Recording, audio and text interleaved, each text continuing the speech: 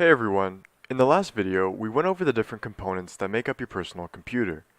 In this video, we're finally going to take an early look at the C programming language. I'd like to disclaim that I will not be providing any help in setting up dev C++ or Xcode because my aim is on teaching the programming language itself. Please contact or go see your instructor for any questions specific to setting up your IDE. Here are the rules of the game. Treat the computer like a moron. Computers can only follow one instruction at a time, and if your program is giving you an error, it is your fault 100% of the time. The reason being is because computers follow instructions literally. You need to tell it every single detail, even if it is obvious to you. The computer cannot read ahead before running your program, so what comes first is all it knows.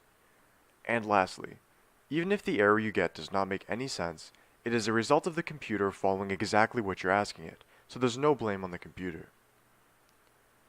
Let's begin with the compiler. If you've watched step 1 of this week's series, you'll remember the translator I mentioned that could take human English and turn it into zeros and ones. In the real world, this translator is called the compiler.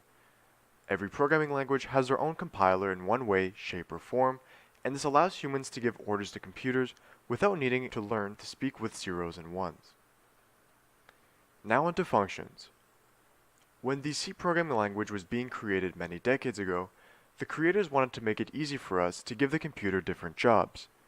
So they decided that each job in a program would be separated into functions. When creating a function, you have to choose between a function that will simply finish the job you gave it to do, or a function that needs to give you some kind of answer. Don't worry too much over this for now. Keep it in mind for later. Lastly, another thing the creators of the C programming language had to consider was how to tell the computer where to start the program.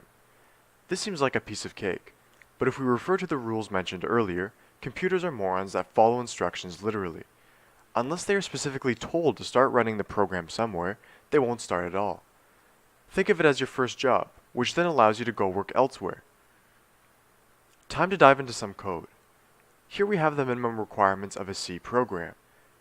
Bear with me while I explain each part, because I haven't explained everything yet. Try your best to keep in mind what I say, and it will all piece together in later episodes. As you can see, only 3 lines of code are necessary. The first int here tells the computer that you're about to do something related to integers. The word that comes next tells the computer what you would like to name what you're talking about.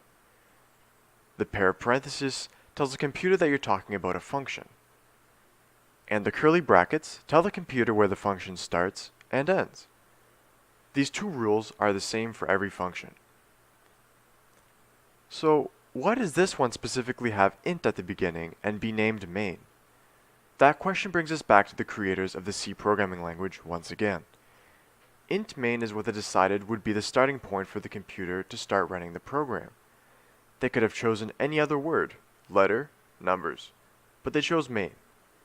This makes sense because it is always the first function to run and is therefore the main function. Why is it standard to put int in front of main instead of math or game or video? We won't always want to manipulate integers.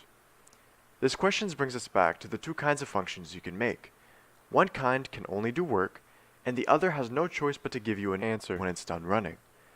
Again, the creators of the C programming language decided it would be best if the main function always replied with a number after it finished running, because if something went wrong, you can make the program reply a number for a specific problem. For example, if you've ever been in a situation where you had to read error code 1337 or something along the lines, this is what they had in mind.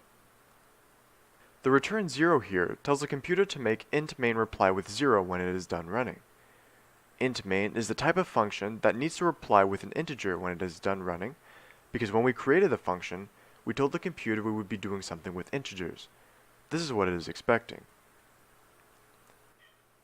So to recap, the rules of the game are to treat the computer like a moron, computers can only follow one instruction at a time, and it's 100% your fault if something goes wrong, since the computer only understands literally.